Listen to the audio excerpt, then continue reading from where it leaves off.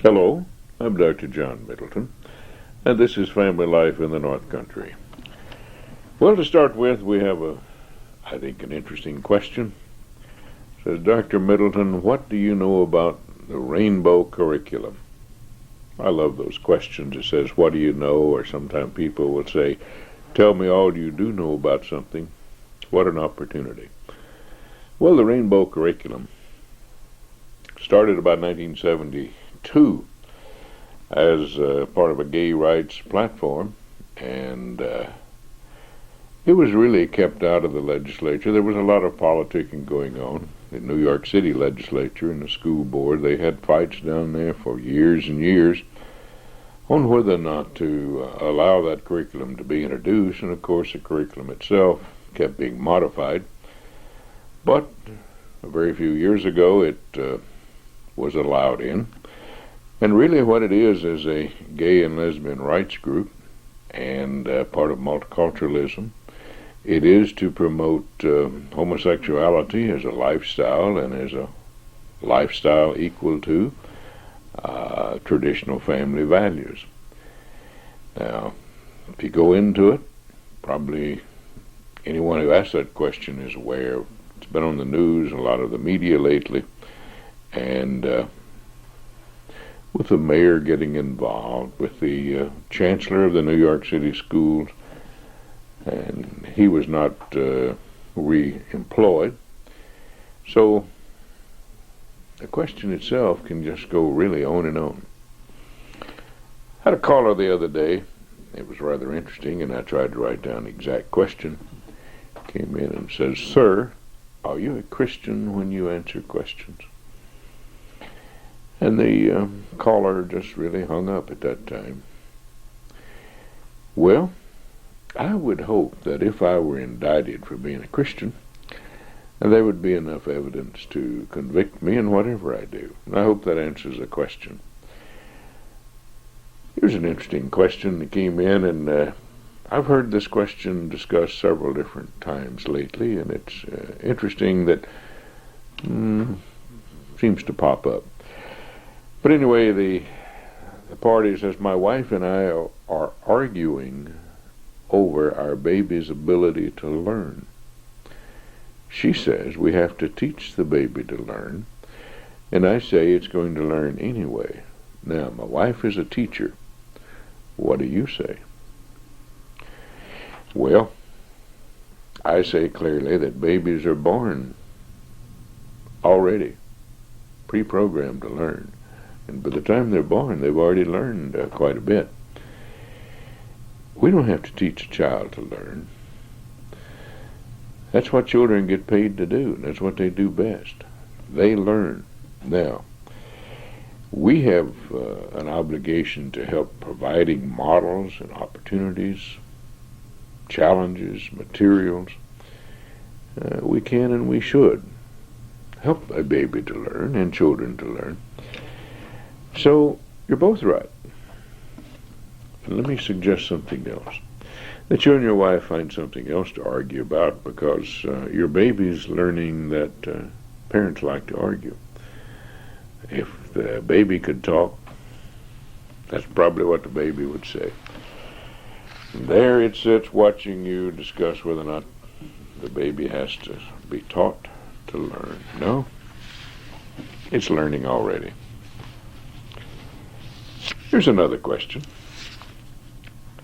It says, what do you think about PC language? It's another one of those questions, isn't it? Sort of open.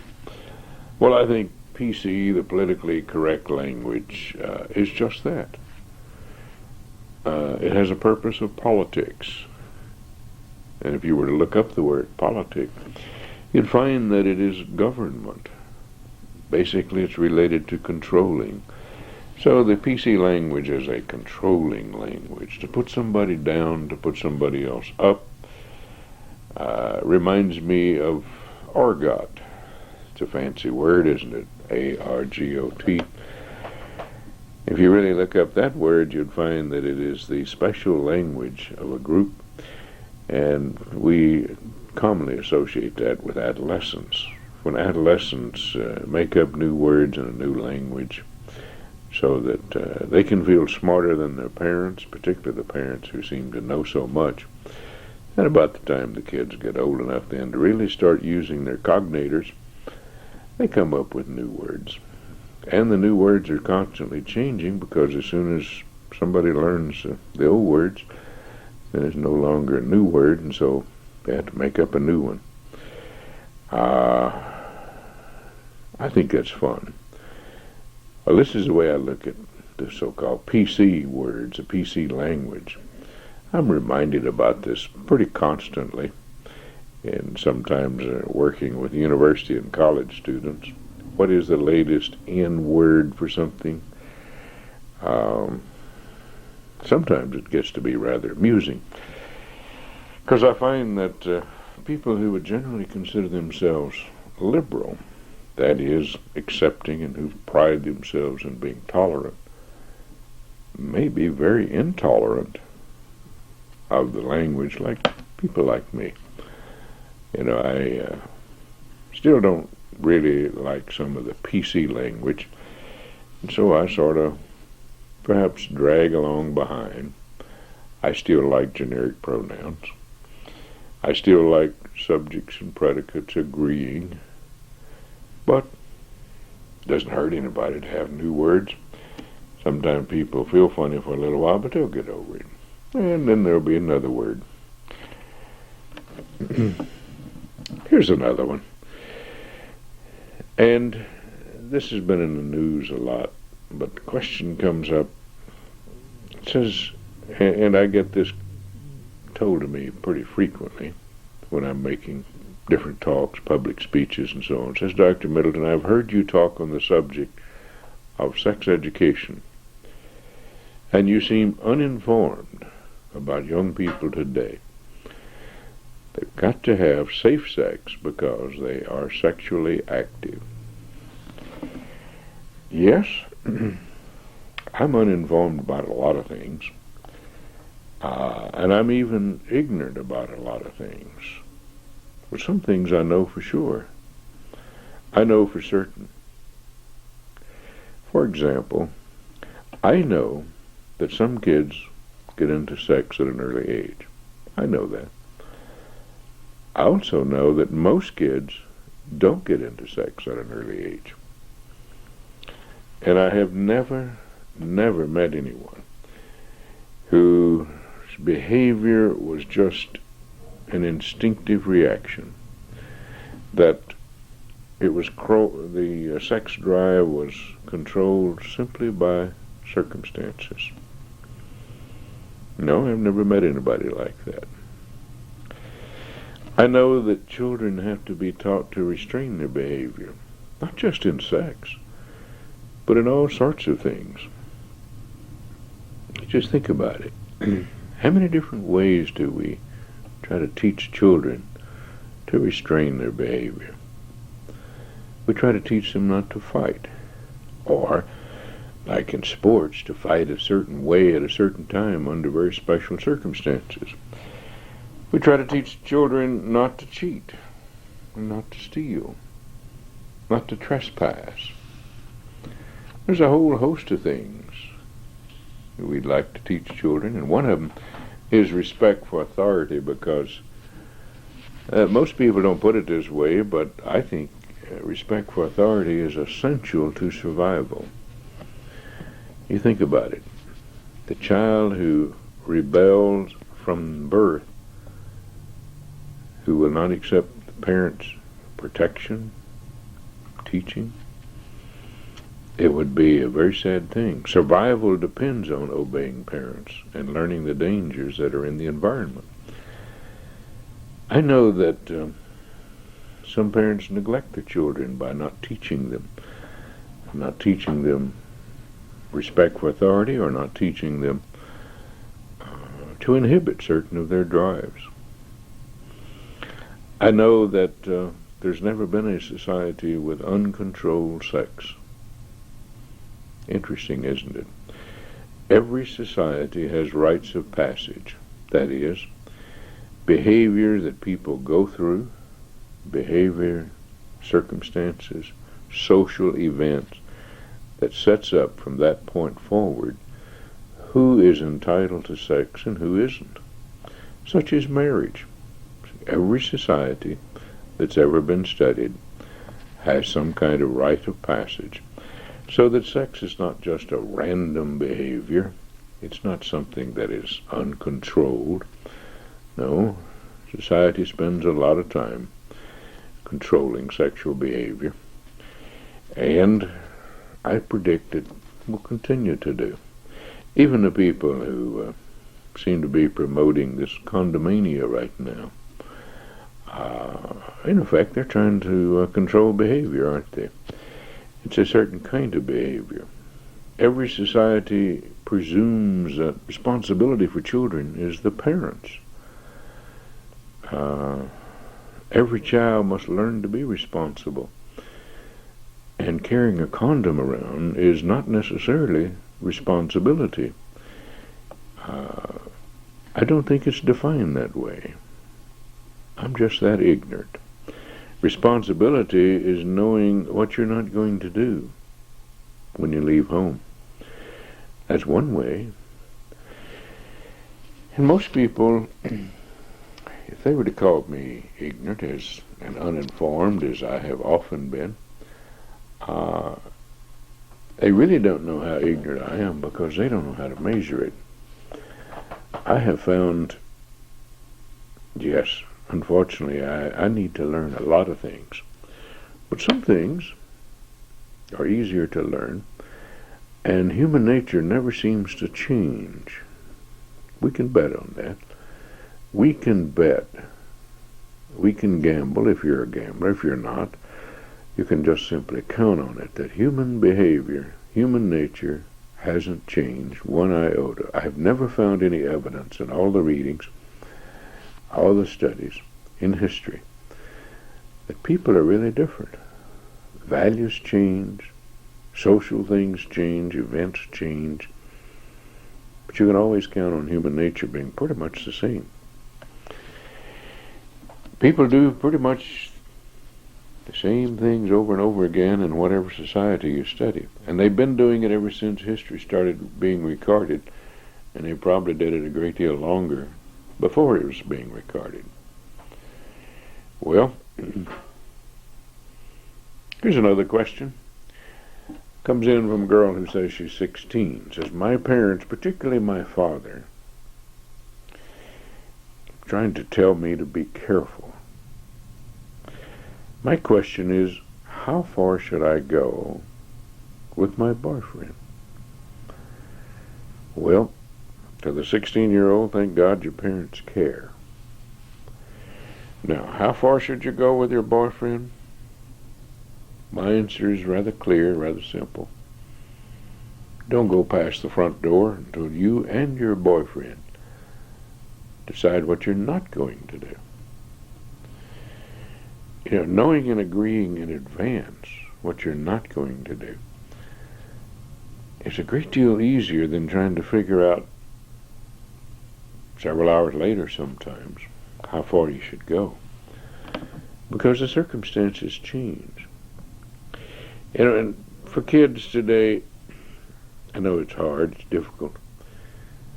You hear a lot, and I'm very pleased to say that most kids are learning about not driving while drunk and not driving while drinking and that sort of thing. But here's something else that's important. For the same reason, the very same reasons that people shouldn't drive after having consumed alcohol, they shouldn't date either. The reasons? People tend to lose their judgment, and they're not as good making decisions. So deciding these things before you go out on a date is a very good idea. Take your parents' advice, too. Until another time, this is Dr. John Middleton. Have a good day.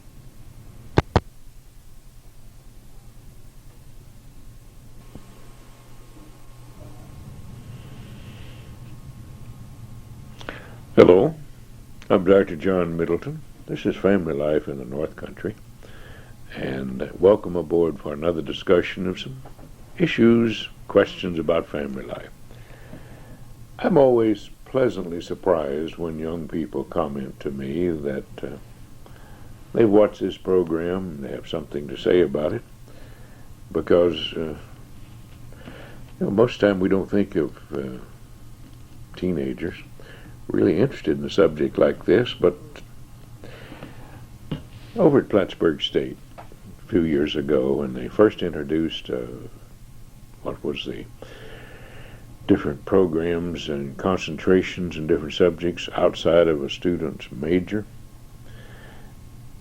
family life turned out to be the most popular course on campus.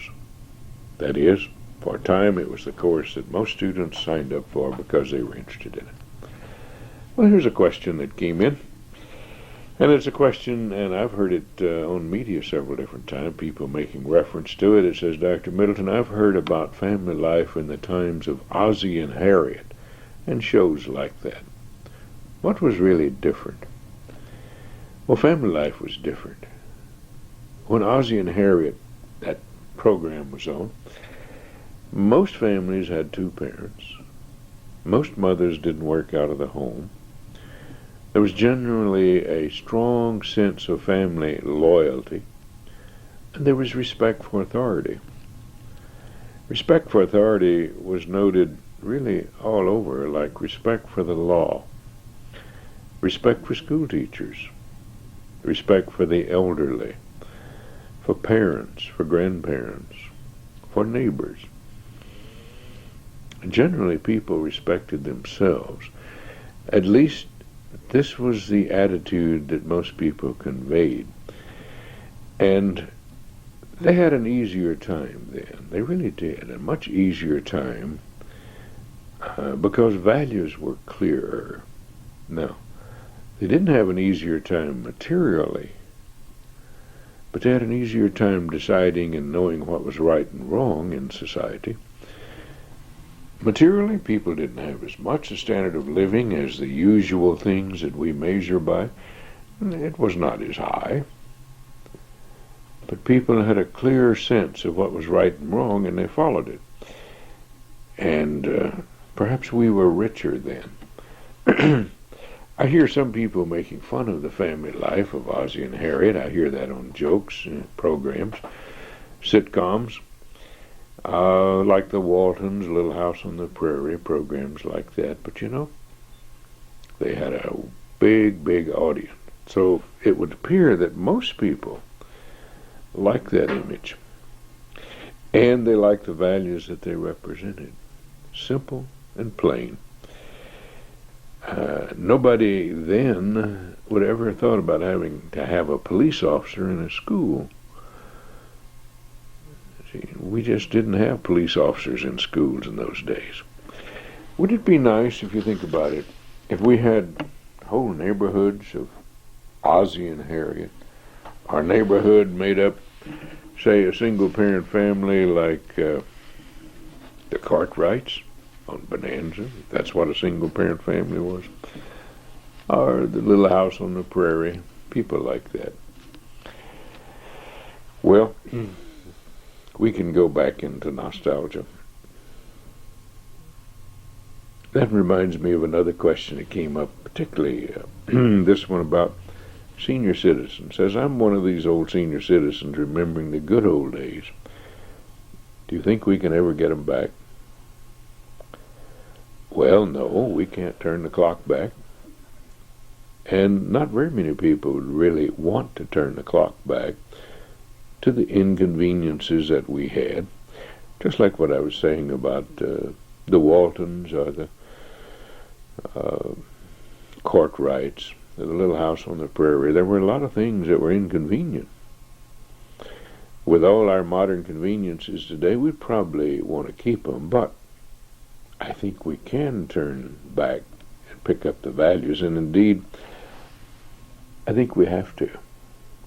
I really think we, and I say it honestly, we have to get our values back, because we have to replace what's going on today in so much of society with certain values that are required for society to survive.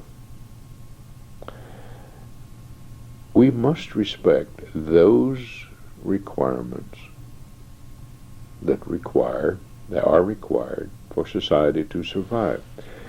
Now, I've mentioned them before on this program, but it's been quite a while.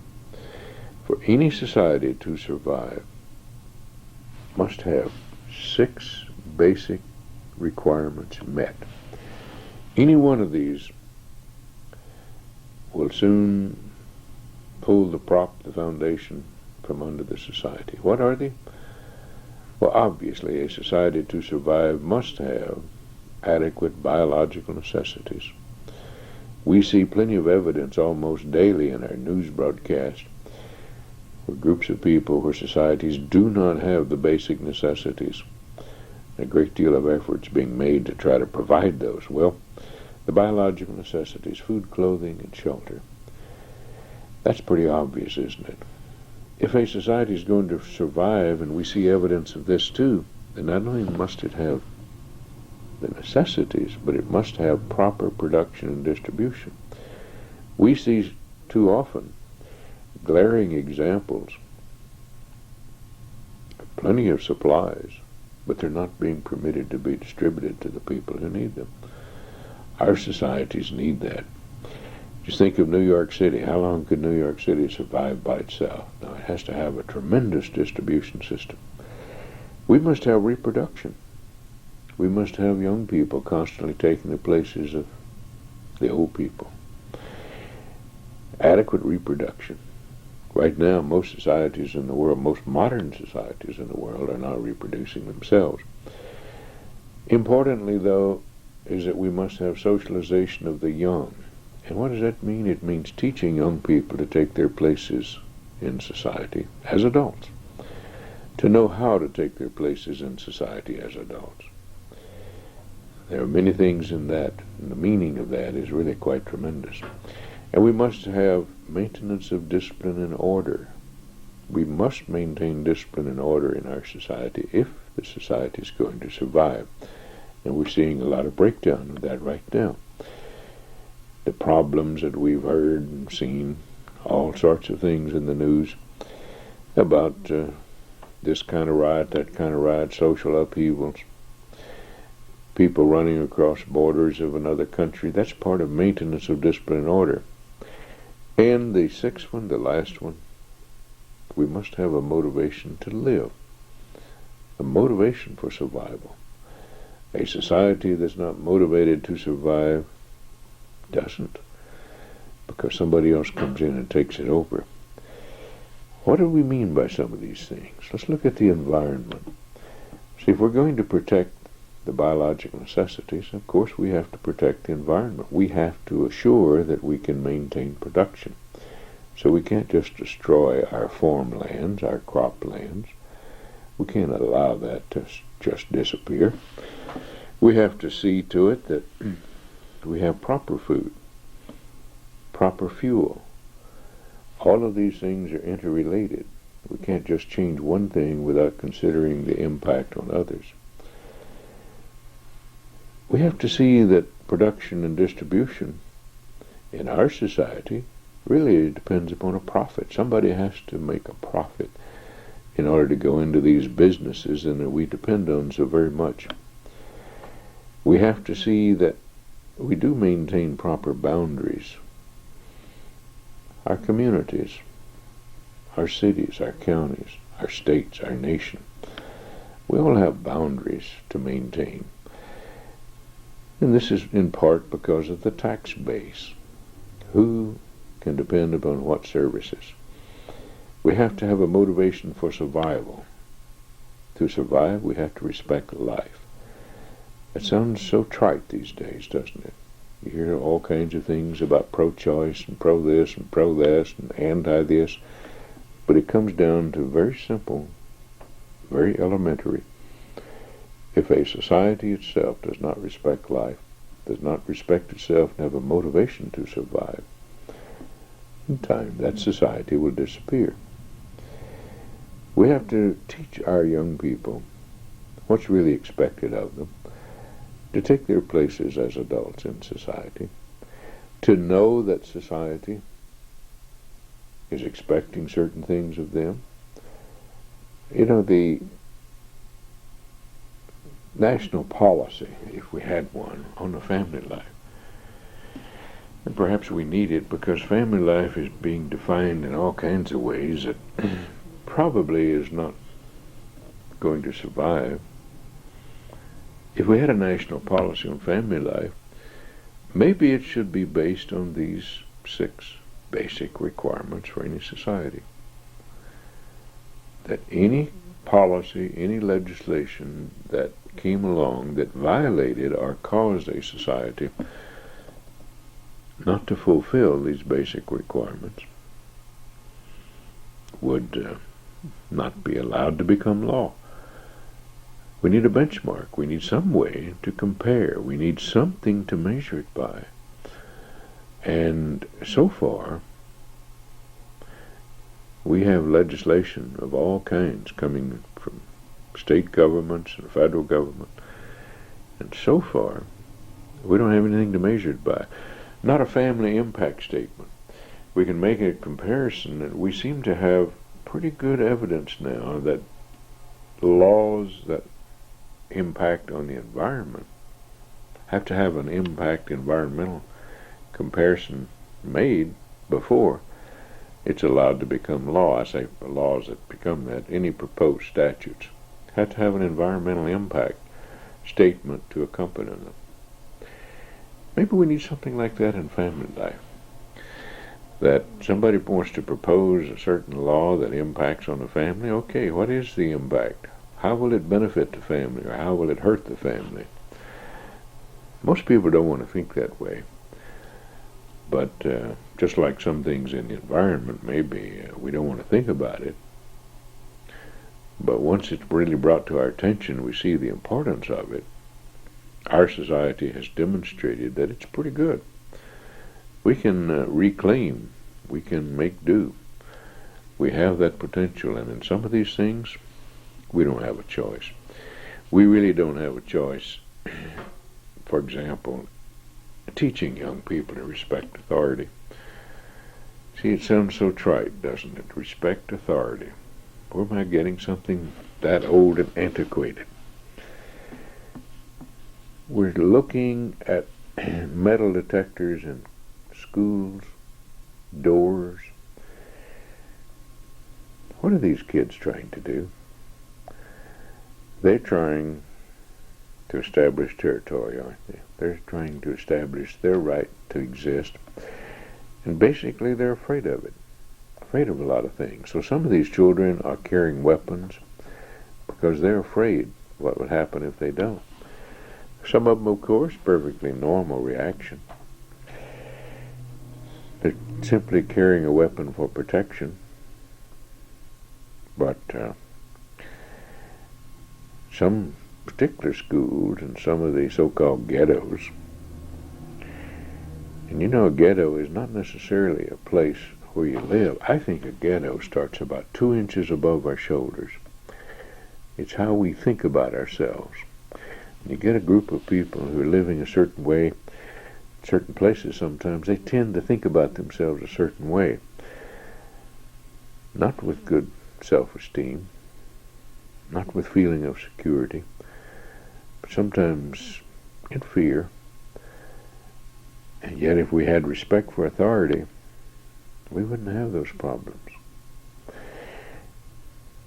We could have classrooms, we could have schools that could devote most of the time to teaching the subject instead of trying to be police.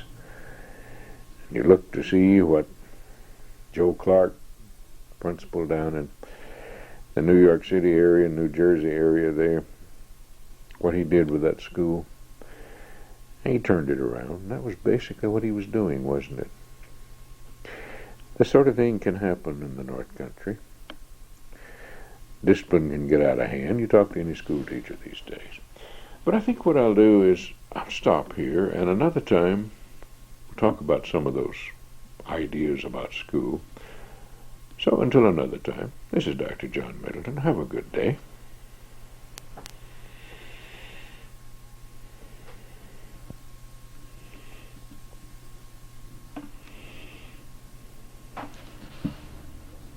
Hello, I'm Dr. John Middleton. This is Family Life in the North Country, and welcome again. Today, as I had promised some time back, talk mostly about schools. And one of the questions that was left dangling is that we hear and read a lot about how our young people are not doing well in school. What's going on? What's needed? We have better teachers, at least with more advanced degrees than we ever had before. We spend more money than ever before. We have better buildings, more books. The person says, I don't get it. Well, there are a number of different ways of coming to the answers to a question like that, and the question really covers a very wide territory. Let's try. And I'll promise I won't cover all of the subject areas and everything it needs to be, but let's hit on a few highlights. First, becoming a teacher may be like one study that I'm aware of about what makes a good psychiatrist. It was found in that study that the best ones are the ones who want to be. We find that teachers are pretty much the same way. Someone who really wants to be a good teacher probably is going to do a good job. And I find that most people who go into teaching intend to do a good job.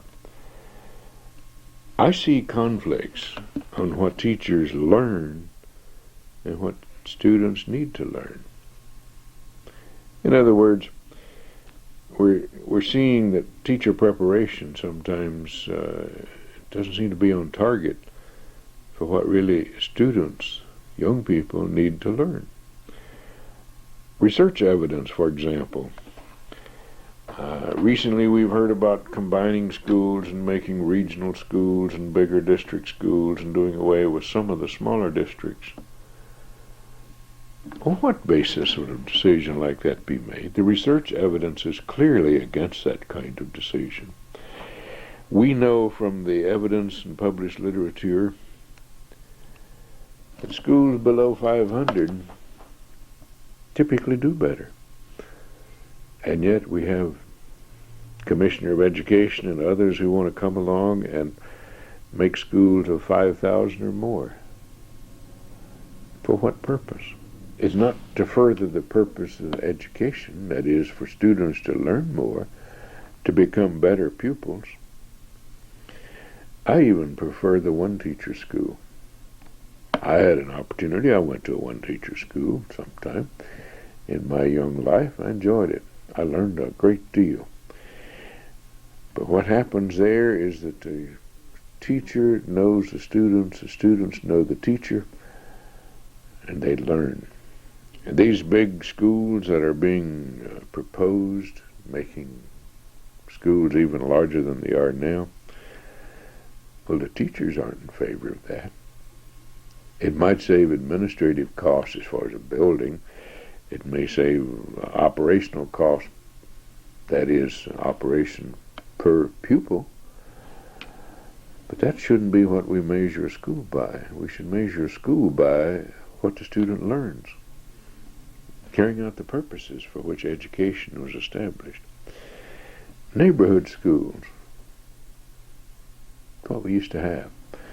Now, the teachers are not the ones who are at fault about wanting these larger schools. We hear, and I listened to a teacher the other day in another city talk about value-free education. What an awesome goal. Now, this teacher was proposing that we have value-free education. I can't think of anything that perhaps is more detrimental than to have value-free education. We would have no respect for authority. We'd have cheating. We'd have stealing. We'd have just any kind of thing you can imagine. And in some schools today, in some of the cities we see in the media, that seems to be what they're trying to promote. But to try to do this deliberately. Strange, isn't it? I don't find very many teachers who really want that. Teachers I run across, visit, talk with, listen to, they want to be able to teach and to share their knowledge and their learning on their subject matter with their students. And most of them would certainly agree they can do this better if students have respect and have values. The Commission on Excellence in Education a few years ago found that the poor schools were doing a better job. And one of the reasons is the poor schools were often parochial schools, that is, schools sponsored by some religious group. And they had values, and these values were reinforced at home. You know, I have a problem about this thing, giving out condoms in school. That's a value. And at the same time where that's being done, they would pride themselves in saying it's a value-free school, but I think it's a very big value, and it's one I don't agree with. And I don't know very many teachers who really want that to happen. I haven't really run across any teachers who think that's the way to teach. Now, sometimes the teachers will take the position that that's a way to save society or something. But when we look at that, it sort of borders on an insanity, as I see it. Let me share with you what this insanity means. I like the old MacNaughton Rule definition of insanity. The old MacNaughton Rule from the English courts established that a person was insane when a person had a condition which, when present, rendered the person not able to know right from wrong, not able to enter into his own defense, and unable to know the consequences of his actions. I think giving out condoms like they've been doing in some schools and some programs like that are basically insane. Some people don't seem to know right from wrong. They don't seem to know the consequences of their actions, and they don't seem to be able to enter meaningfully into their defense, their own defense. Most teachers, fortunately, aren't that way. I find most teachers are well-meaning, well-motivated. They'd like to do a good job, and sometimes they're having great problems. In schools today, we find books. If you go to an elementary school, particularly the first grade or two, you're going to find many books. Very little substance in the books, a lot of color, little teaching, very expensive, and very little learning. I've looked at all the books, and I've had several children, my own, go through school, and I've visited a lot of schools. I've looked at these books, and I wonder, they're simply being printed to make money for the publisher and the authors. There's very little education to them. Some of the books brag about having 20 new words introduced. Oh, why couldn't you have a book students keep all year, has all the words that you expect them to learn in a year? The books are not really adequate, as I see them. Talking about money in schools, I'm delighted teachers finally got a living wage. I used to think teachers had a pretty easy time in terms of the money they were making until I became one, and I find that they spend a lot of time preparing classes and grading papers, that sort of thing. But here's what's unfortunate. We also see that in constant dollar amounts, we're spending twice as much per student in the last generation as we used to. We're getting much more results. School discipline, general attitude of permissiveness, it's terrible. All you have to do is to go into a school, any school, even the best schools around us right now. It wouldn't hold a candle to the schools the way they used to be 30 years ago in terms of school discipline. And we don't have any evidence, you see, that people are learning more. If there was a trade-off, this permissiveness about schools, school discipline, we'd see it, but it's a general problem. We don't see respect for authority in homes, in churches, in the schools. There's too much emphasis on not inhibiting the children. Oh, Margaret Mead and a few others wrote some books back in the early 30s about making a genius out of your child and not inhibiting them. Well, that was unfortunate. I find that they can and they must behave. And, children are pretty much like they've always been. Children will make up rules, and they'll make games out of making up rules. They need to. They make up their own rules. And they'll get by with whatever they can. Those three magic words of disciplining children, I think, prevail in every generation. Firm, consistent kindness. Children have to know the limits. They have to be consistently treated and with kindness.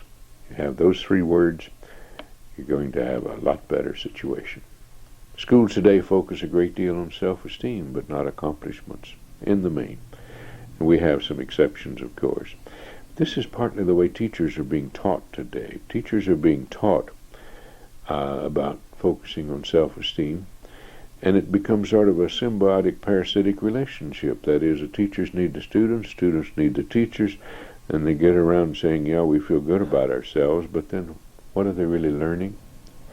Could they take pride in what they have learned, accomplished? Those students who accomplish much, we see the same patterns. They feel good about it. And partly a problem of how teachers are being prepared. We see more and more advanced degrees, but we're seeing philosophies of education rather than substance matter, and we're seeing very few, if any, courses come down the pike about how to teach, control, discipline in the classroom. Be much more useful. We're seeing school boards today, unfortunately, a group of volunteers who want to do a good job, serve on the school board without pay. We're seeing school boards not being given the opportunity to really make decisions about schools, but having to follow mandated programs, mandated constantly. The idea of a school board was to have a school represent the community standards. That is getting farther and farther away. State mandates is a loose cannon here, and some of it's even federal, because courts are ruling about schools all the time. Sometimes court precedes and sometimes follows these state laws, usurping the prerogatives of local control of schools. We're seeing the curriculum the same way, coming down the pike from the state, on high, so to speak, getting farther and farther away from a community, further and further away from the concepts and values that people should have. The Supreme Court ruled that the only way we can justify public school is if the schools basically, and I'm talking about Yoder versus Wisconsin in 1968, schools can be justified because it's required to socialize the young, to teach the young people how to take their places in the economic world, and to preserve the political climate of the society. We're a long ways from that sometimes. Multiculturalism is an example of how far away some of the schools have gone. We model what we should expect our students to learn. And what we're seeing today, school boards not being permitted to get into the personal lives of teachers. We're seeing some teachers whose personal and social life is quite a bit different than we want the children to grow up to be. And they're showing no regard for social standards. We're paying a price for that. Another expectation, unfortunately, in schools that we see and hear people being told that there's no right or wrong answer for a particular question. These discussion groups in all kinds of classes, like English, social studies, history, whatever it may be. And that's not what parents want. Parents tell their children, yes, there are some right and wrong answers, and I expect you to follow them. We're looking at classrooms where they say there are no right and wrong answers, and we're seeing that basically they're following the humanistic philosophy. That's the way most people are taught today. These educational philosophies are primarily following a humanistic pattern, and humanism is basically atheistic, situational ethics, and revolutionary, change for change's sakes.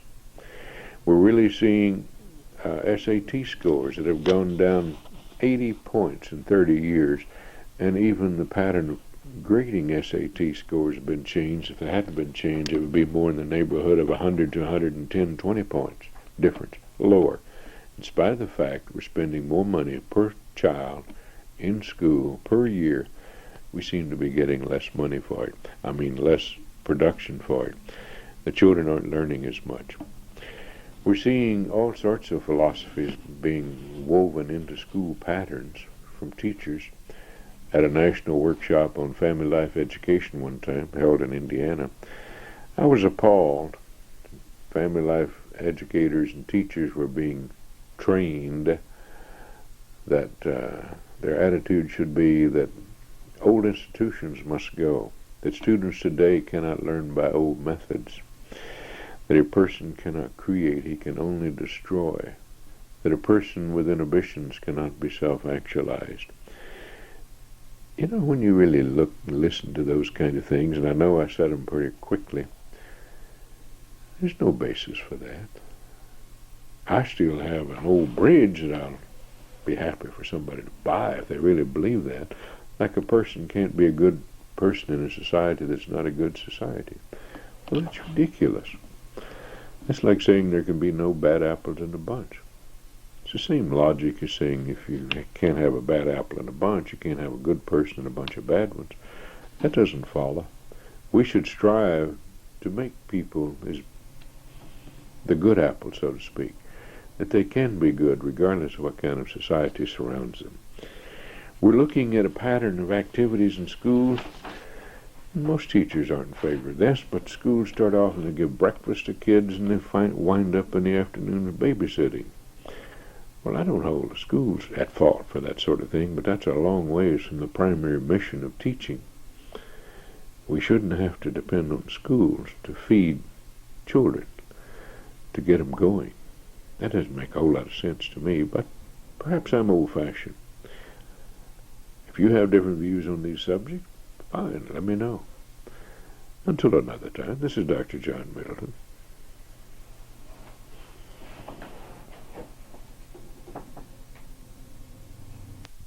One, two, three. Testing, 1, 2, 3. Hello. I'm Dr. John Middleton, and this is Family Life in the North Country. We have a few things to talk about today. First one is a rather interesting question. I'm being asked a lot about this question lately. And it says, do you think retirement is stressful or a crisis? And that's a question that has been kicked around in gerontology for a long time. And gerontology is a study of aging and study of the aging process. Interestingly enough, the research shows that no, retirement is not stressful for most people. If people will retire to something instead of from something, it seems to be much better.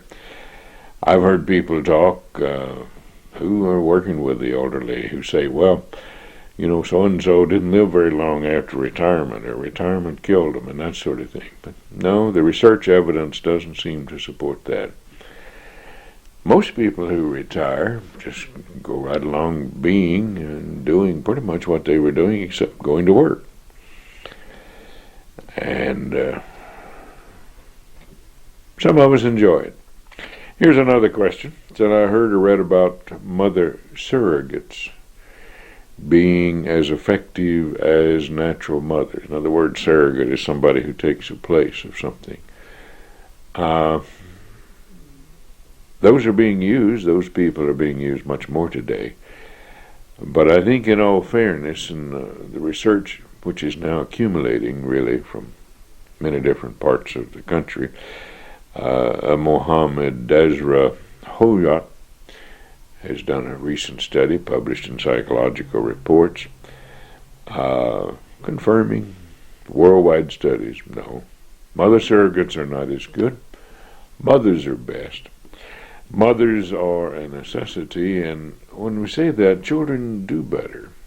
They thrive, they're healthier, they have better ideas, better self-esteem, and isn't it interesting that this has been known for centuries and centuries, and yet somebody comes along and puts up something new and thinks that they can invent something to take the place of Mother Nature? No, Mother is best. That leads into a comment, a question about do fathers in the home serve any purpose? besides occasionally taking out the trash or filling up the couch and keeping the couches warm while they practice their favorite activity of being a couch potato. That's what I hear about so often in counseling. Yes, certainly. Fathers weren't studied most of the time in family life until really about the 1970s. Most all studies in family life were done with mothers. The reason was rather simple. Mothers were at home. They were available. And the fathers were out working. But studies that have been made now about fathers show that fathers have a very significant reason for being in the home. There are a lot of things that are associated with intact homes that are not found in broken homes. Both girls and boys are influenced and are impacted by fathers. For example, protection and providing a balance in the home. The mothers need a break. Girls without a father at home are much more likely to be a teenage mother themselves. The sons who have no father in the home are much more likely to be troublesome. And even gets into some academic studies. There have been quite an interesting array of studies done by, one is Baumreim, who's done some of these studies. And she found that children seem to do better in certain subjects with father at home. Well, I hope I answered that question. Here's another one. It says, the literature on non-marital cohabitation is on the increase. Why is non-marital cohabitation increasing? Probably the biggest reason why people are living together without marriage is a breakdown of the family itself. When children are reared in broken homes, they don't seem to identify as clearly with intact families, with an intact home, with the necessity of the parents, or with the idea of marriage. True, most people still get married. Most relationships still certainly represent a marriage. People tend to think of that marriage is even best started with a church wedding, some kind of religious wedding. But broken homes on the increase, broken families, single-parent families, families who don't really care what their children are doing, these children are much more likely to get involved in non-marital relationships, live together, and their children then repeat the pattern. A lot of parents today, in fact, I heard this just last night from parents who were saying, we grew up in a different age. We can't treat our children the way we were treated. And when I hear that, I have to come back and say, why not? What was wrong with the way you were treated? People don't have a good answer. People come along and say, times have changed. Yes, times have changed. But what is it that's really changed about the time? The clock, the calendar? Have psychological needs changed? No. Do we have any new sins? No. Do we have any values that are different? Of course. People's values are changing. That's always been a process. But here's what the research says, that the basic psychological drives are the same, that humanity remains the same. Styles change, values change, of course, but the same psychological needs are there. Same old problems. Here's another one. Talking with someone and said, Dr. Middleton, you sometimes appear as if you never heard of self-actualization. And the party went on to say, get with it. You're old-fashioned. You're out of step. Well, I may be out of step, but that doesn't bother me. When I first heard about self-actualization years ago, something about it didn't really click. I'm well aware and have been in teaching field for many years, and I've been in this area, but what I had trouble with was, interestingly enough, the very person who originated the idea, Maslow, never did intend it for the ordinary people. In his own statements, he says it was really for the wealthy intellectuals to aspire to it, that ordinary people couldn't expect to become self-actualized. Now you think about the word self-actualization. Self. Is that self-satisfying? Is that self-creating? Well, some of my students in counseling and fields of the helping professions know that I've often said that I thought self-actualization, the essence of it, was becoming your own God. And if you become your own God, then you don't answer to other people. You're living in a world of your own making, and that may appeal to some, but it may be not particularly the best society. Speaking of God, somebody recently asked me about my comment that I had never seen a problem in marriage caused by religion.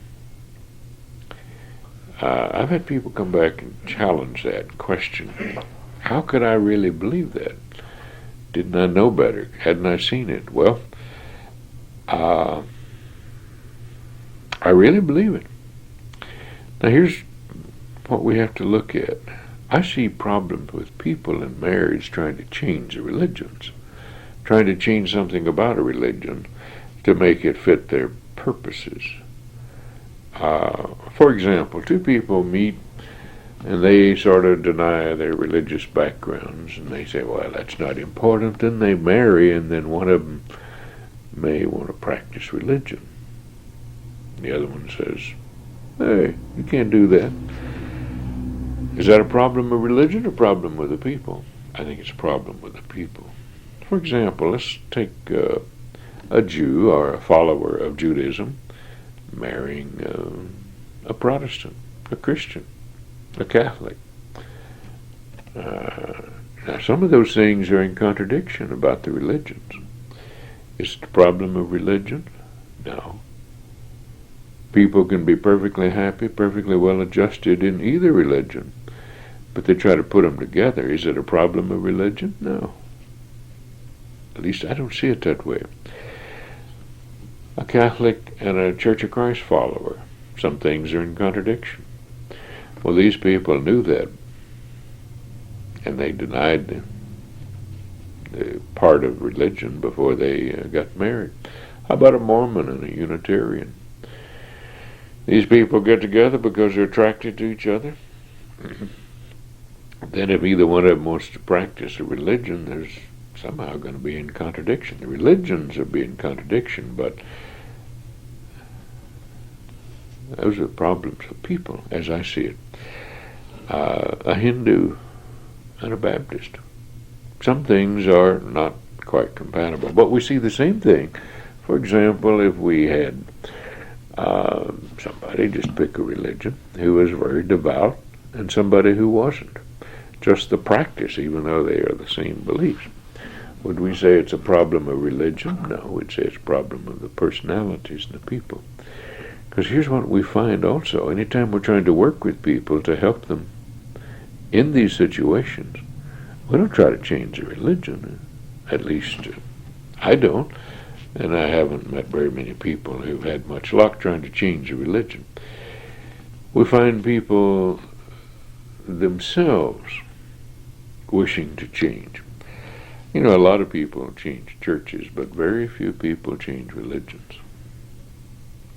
When I have people come along and they say they have a problem with religion, I ask the clients to explain the religion to me, what it is. What part of the religion is a problem? For example, oftentimes ask them to explain the religion and break it down into the 5 dimensions of religion. In other words, what is it that the religion really has, the concepts, the precepts, the ideology? What are the ideas of this religion that make it different? Or what is the intellectual understanding, a 2nd dimension? How is the religion to be understood? Another way of looking at it is to get people to explain, well, what about the ritualistic dimension, a 3rd dimension here? In other words, how do people practice a religion, or how are they expected to? Are they expected to do or not to do certain things, to wear certain clothes or not wear certain kinds of clothes, to do certain things on entering a religious building or the church? The ritualistic dimension is very important in some religious groups, not so important in others. There's another dimension called the experiential. In other words, how do the people feel? And the person talking to me, how do you feel? What is your inward feeling about this particular religion? And the 5th dimension is the consequential. What are the consequences as taught or held by this particular religion, if you follow the practices or if you don't? And most of the time, I'm not trying to convert people, most of the time when people start thinking about their own religion, they understand it better, they become better in whatever the religion was that they're starting off. That doesn't mean that people shouldn't change religions. That's up to the individual. But it's certainly not something for me to do. As a counselor, I don't try to persuade people to get out of their religion. Now, on the other hand, I may work to try to help them become better. Too many counselors, psychologists, social workers, psychotherapists, people like that, really try to get in and get people to deny their religion, particularly those who are humanistically oriented. And I don't follow that. I think best advice is don't get between a man or woman and his God or her God. If you're going to get in there, you're taking responsibility on yourself. And your ideas may not be as good or any better than somebody else's. My ideas are probably best for me in terms of being a therapist. Well, until another time, this is Dr. John Middleton.